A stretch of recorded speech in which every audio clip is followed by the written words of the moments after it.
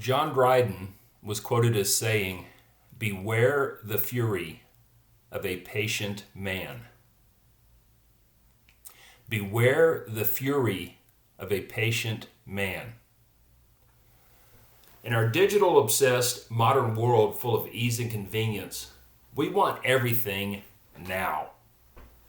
We want it without having to work for it.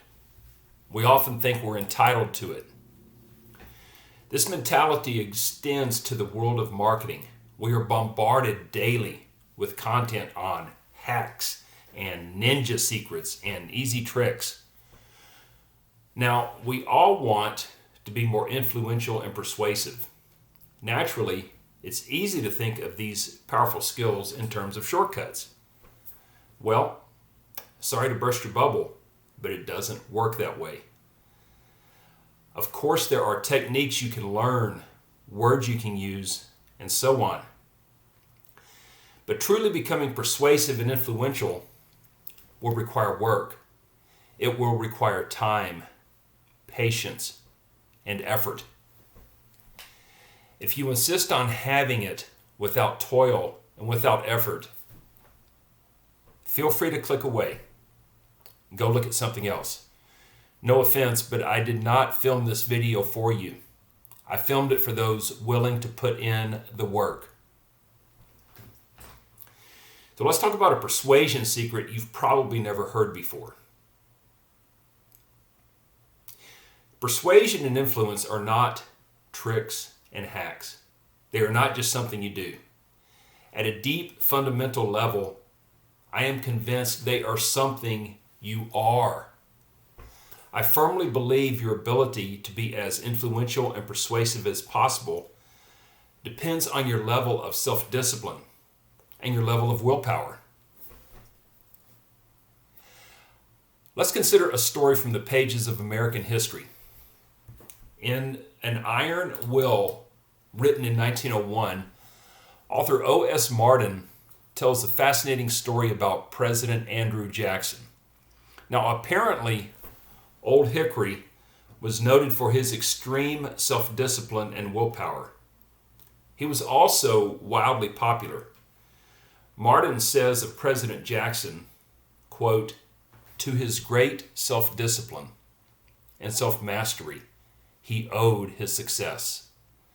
Later, Martin adds, "Such self-training, such self-conquest gives one great power over others.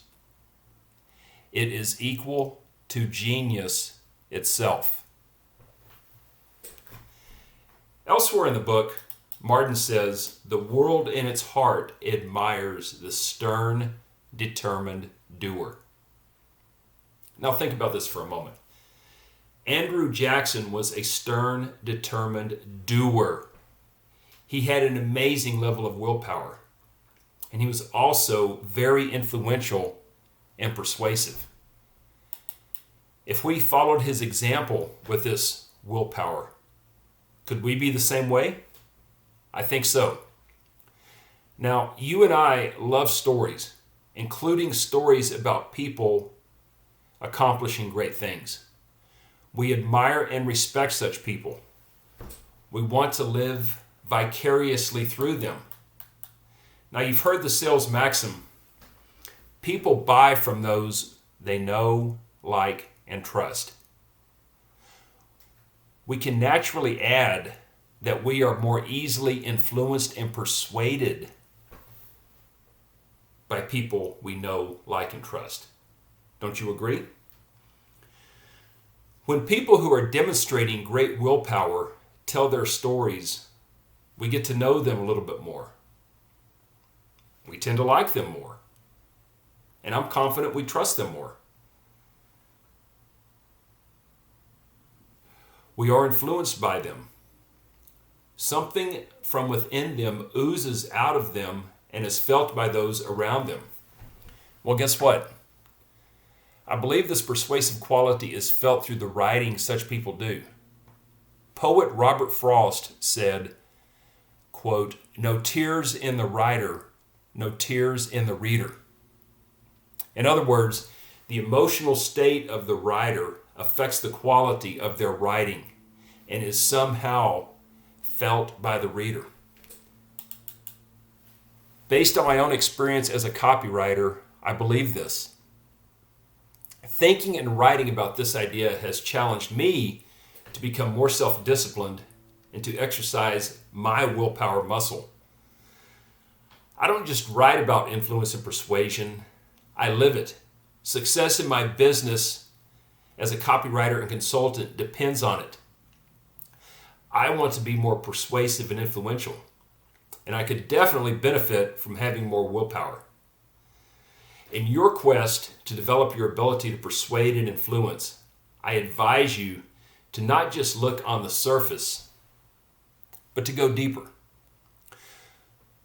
Look for ways to influence and persuade from the inside.